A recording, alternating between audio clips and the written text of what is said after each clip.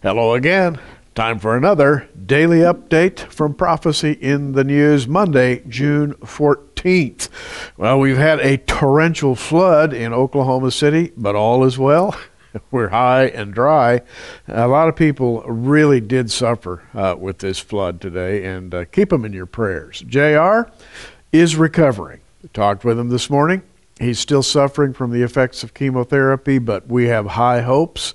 And have high hopes that he'll be back here and able to deliver these daily updates soon.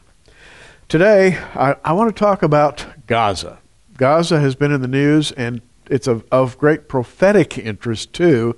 We have from ynet.com this little news note. European Union's Foreign Affairs Committee urges unconditional opening of strips crossings for humanitarian aids goods and states that the situation in Gaza cannot continue. So we have the 27-member European Union now ruling against Israel on the Gaza blockades and Gaza crossings. The European Union's Committee on Foreign Affairs urged Israel to lift its siege on the Gaza Strip and open all Gaza crossings immediately. Now, surely the European Union knows that Gaza has been in the business of firing rockets for Israel, toward Israel for at least the last year or so, and yet they insist that all crossings be opened for unlimited travel between Israel and Gaza, and furthermore that the blockade be lifted in the Mediterranean. This for a tiny nation that has sworn to wipe out Israel. I don't know where the European Union has its mind, but it's certainly no place that I would recognize. Debka has this. Benjamin Netanyahu has, as you know, has been under a great deal of pressure to back off, shall we say, and honor his enemies. Well, we have this from Debka. Netanyahu yields on Gaza blockade as well as the flotilla probe.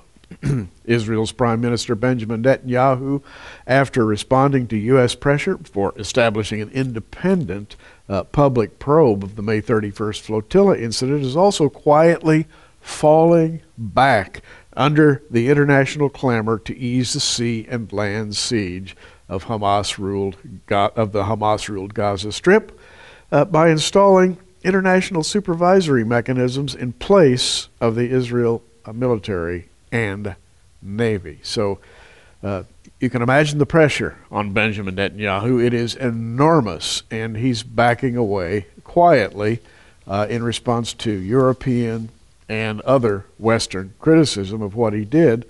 The Israeli cabinet was asked to approve the commission headed by the former Israeli Supreme Court Justice Jacob Turkel, international law professor Shabtai Rosen, and ex-Technion president retired Major Amos Horev, all because they have pushed too hard. Let's put it that way. Resisting your enemy is an affront to the West.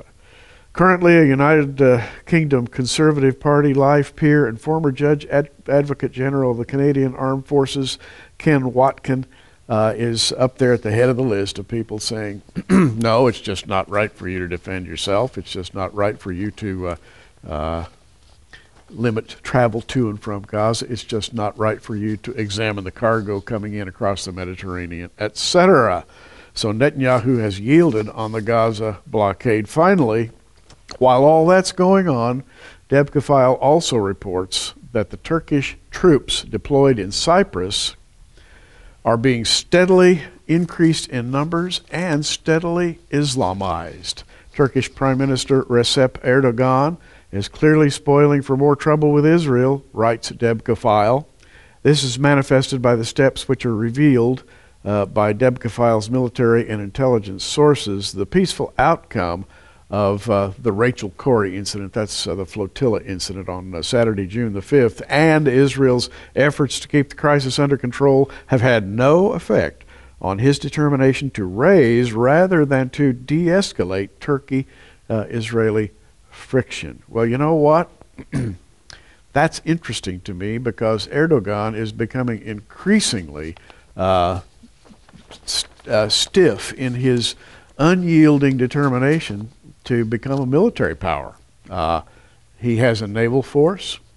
He is increasing troop strengths and his naval force on Cyprus, hop, skip, and a jump across the Mediterranean from the Gaza coast. And the Prime Minister's office in Ankara is forking out millions of dollars, according to this report, to the Istanbul-based terror group linked to Al-Qaeda and Hamas, Hamas being, of course, in Gaza. Gaza keeps coming up, and I thought you might be interested in hearing what the Bible says about Gaza, in case you haven't studied an interesting prophecy here. This interesting prophecy from prophet Zephaniah talks about the judgment of God, and this is certainly a latter-day prophecy leading into the tribulation period. Zephaniah 2:4 mentions Gaza in this way. So he says, "For Gaza shall be forsaken." And by the way, it certainly was in the recent Israeli departure from Gaza. "Gaza shall be forsaken, Ashkelon a desolation. They shall drive out Ashdod at noonday, and Ekron shall be rooted up. Woe to the inhabitants of the seacoast, the nation of the Cherethites." And so Zephaniah pronounces a woe upon Gaza and calls Gaza a nation of the Cherethites. Now, you can look up the word Cherethite in the Bible, and you're not going to find the name of a country. You're not even going to find the name of a people, because Cherethite is a designation rather than a place name. It's a description of a particular activity. Cherethite, or keretim as it's spoken in Hebrew, means running assassins. Let me read this again. "Woe to the inhabitants of the seacoast, the nation of the," and I'll say instead of Cherethites, "the nation of the running assassins."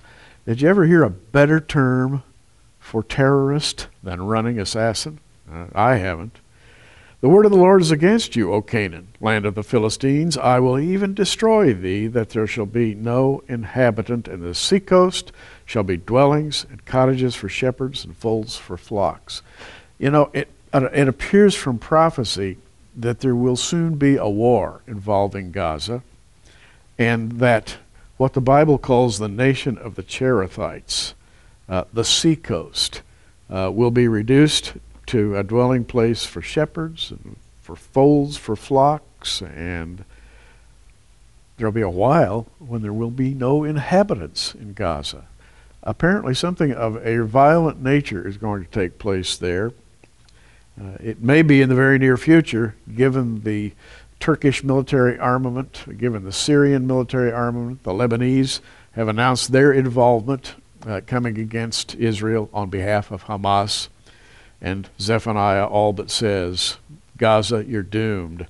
Zephaniah 2:4, "For Gaza shall be forsaken." I thought you might be interested in hearing that little prophecy in response to everything that's going on right now in Israel. Well, we're watching. You be watching too. And be praying for J.R. Church, who is recovering from his recent chemotherapy. J.R. would like to be here in person, and I'll just say it for him. Keep looking up.